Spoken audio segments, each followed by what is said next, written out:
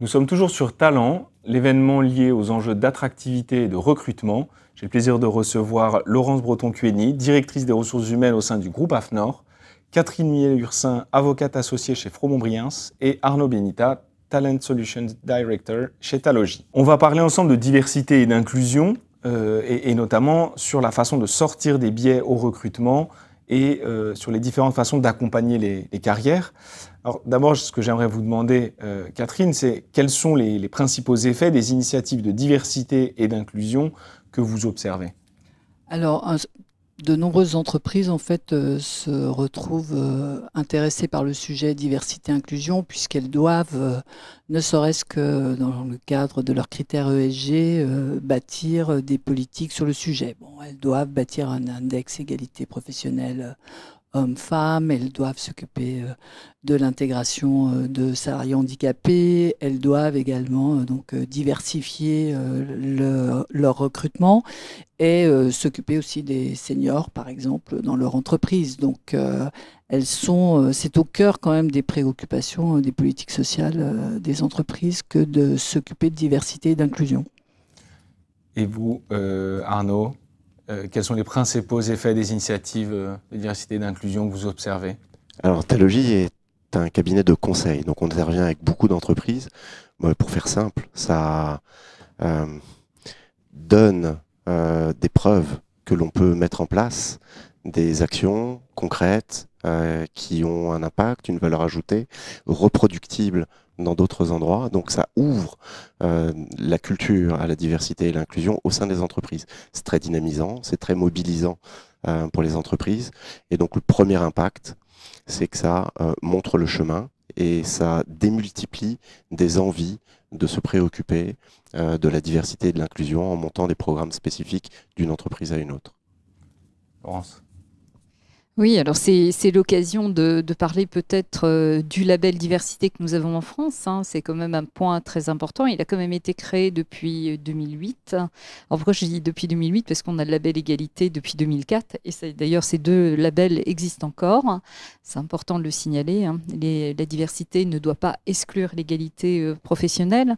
Alors c'est important parce que ça met en avant finalement les pratiques des professionnels des ressources humaines.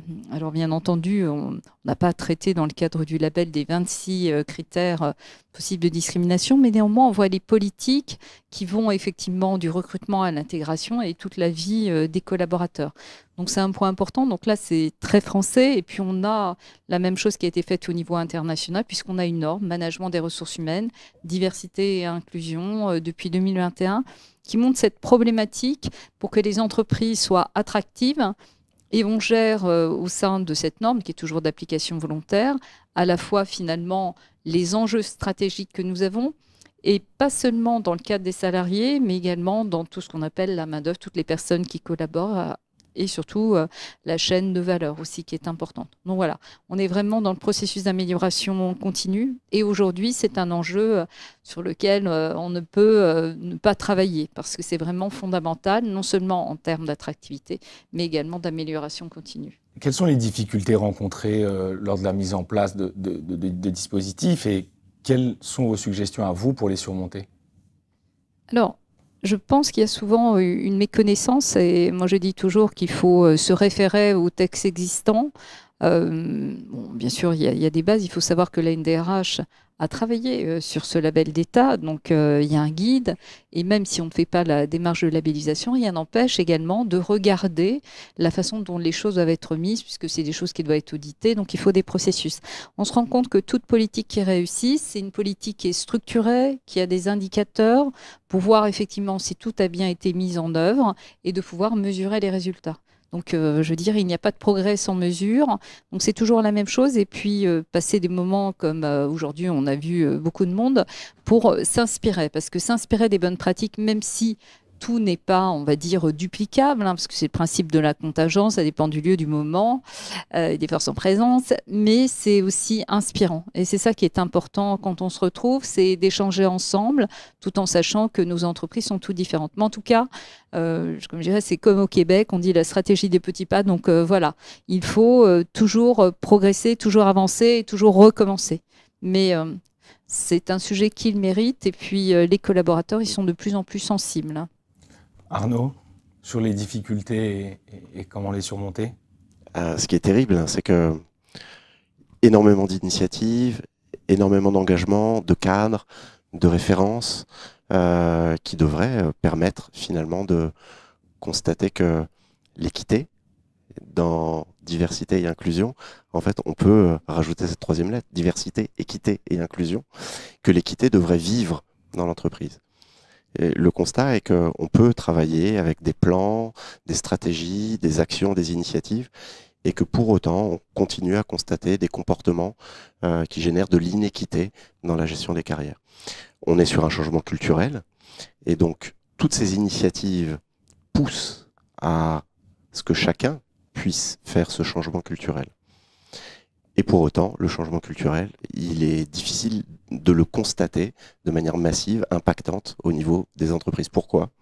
Parce qu'il me semble que tous ces cadres, toutes ces initiatives restent discutables et discutées pour des personnes qui ne sont pas prêtes à faire ce changement culturel.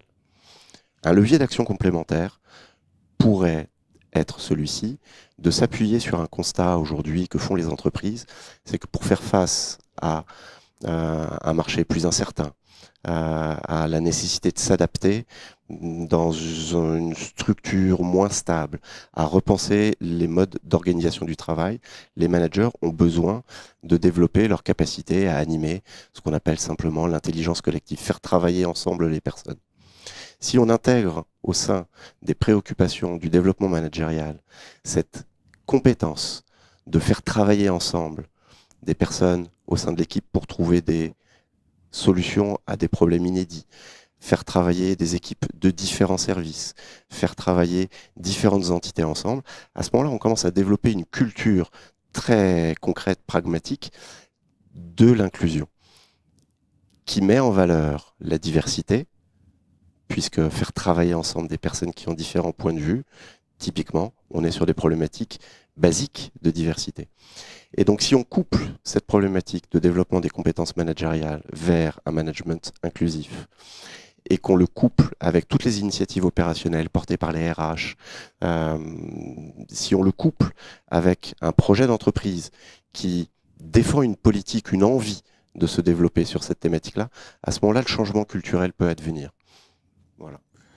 Catherine, vous avez une perspective juridique en tant qu'avocate associée. Je suis curieux d'avoir votre point de vue sur la question. Alors, pour moi, les entreprises doivent d'abord s'attacher à former en fait leurs salariés sur qu'est-ce que ça veut dire ne pas discriminer, comment est-ce que je peux avoir un comportement biaisé parce que je n'ai même pas conscience finalement que tel comportement est inadapté. Donc il y a, je pense, premièrement, une phase de formation très très importante. Après, le deuxième élément qui doit être pris en compte, c'est aussi la bonne connaissance de l'ensemble des postes de l'entreprise. On a des expériences toutes simples, hein, par exemple Vie ma vie, où on va demander finalement à certains salariés d'aller prendre la place d'autres salariés pour appréhender finalement la manière dont le poste doit être rempli, la manière dont on doit se comporter, etc. Donc cet esprit de coopération est important. On a aussi beaucoup d'entreprises aujourd'hui qui négocient sur la diversité et l'inclusion, qui en font des vrais sujets, alors avec à la fois les aspects recrutement, les aspects gestion des carrières, les aspects compatibilité vie personnelle, vie professionnelle, les aspects maintien des seniors dans l'emploi, gestion aussi des problématiques liées, je sais pas, à la parentalité, à la santé, enfin, des domaines assez larges. Mais c'est vrai que les entreprises dans lesquelles ça marche et les entreprises dans lesquelles il y a un vrai impact en fait sur la manière dont les salariés se sentent dans l'entreprise, c'est celles qui mettent des indicateurs et qui vont peser en fait et qui vont vérifier que les décisions qu'elles prennent ont un impact. Et puis on a aussi le retour alors d'un dispositif qui existe depuis 1983, donc c'est-à-dire il y a très très très très longtemps, qui était le droit d'expression collective, et on voit renaître en fait dans des accords, alors qu'ils n'avaient pas disparu du Code du travail, on voit renaître en fait dans certains accords justement la possibilité finalement pour les salariés de s'exprimer sur la manière dont ils travaillent, d'échanger entre eux, de pouvoir finalement donner leur avis. Et on se rend compte en fait que dans les entreprises qui rétablissent finalement cette capacité pour les salariés d'échanger, on a aussi une perception assez différente, et l'inclusion, la diversité renaît finalement de la bonne connaissance qu'ont les uns et les autres des travaux réalisés et de la manière de participer finalement à la performance de l'entreprise. On parle beaucoup d'IA. Laurence, quel est l'impact concret de cette nouvelle technologie en termes de diversité et d'inclusion ? Alors, c'est un vrai sujet pour nous, Français, et je dirais même Européens, puisqu'on a l'IA Act. Alors, c'est vrai, ça date de mai 2024, ce sera applicable dans 2 ans. Mais le simple fait de savoir que nous avons déjà des politiques réfléchies, peut-être pour ceux qui ne connaissent pas, en fait, il y a les risques qui sont mis avec différents niveaux. On va prendre l'IA générative niveau 1 qui est interdite. Ça va être si vous utilisez un système de notation sociale pour un pays ou pour une entreprise, mais c'est interdit. Les IA génératives qui vont également enclencher des comportements. Ensuite, vous allez avoir des IA qui vont être à ce qu'on appelle à risque élevé et qui, elles, devront avoir un marquage CE qui va venir. Vous avez des risques moindres qui vont nécessiter, par exemple, les IA que nous pourrions avoir dans le recrutement ou autres, qui, elles, vont être assujetties à un code de conduite.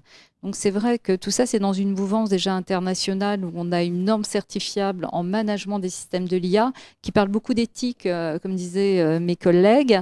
Nous, on a une charte interne de l'IA et on reprend effectivement les principes. Il y a des principes d'éthique, de transparence, de respect des données personnelles, et également de la protection des données,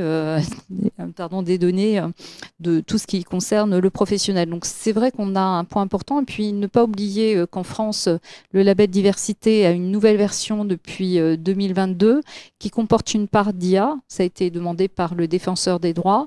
Ça veut dire que les nouveaux labellisés devront attester que les personnes en RH ont été formées, que ceux sur les métiers informatiques qui gèrent les sujets ont été formés. Donc, ils devront effectivement avoir toute une liste pour éviter finalement qu'on ait des biais algorithmiques, et pas seulement au niveau du recrutement, mais dans la vie des collaborateurs.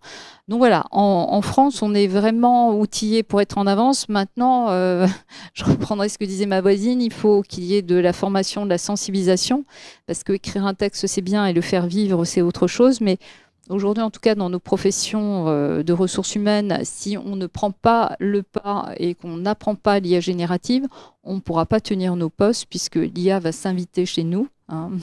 70% des postes vont être impactés, plus ou moins. On va avoir à peu près 7% des postes qui vont disparaître à plus ou moins long terme. Donc c'est vrai que c'est un sujet d'intention, mais ça demande effectivement une grande structuration, un grand suivi des indicateurs, mais en même temps un investissement personnel pour la profession que je représente de DRH. Je vous remercie beaucoup pour ces propos éclairants. Nous étions sur 4Change. Je vous dis à bientôt.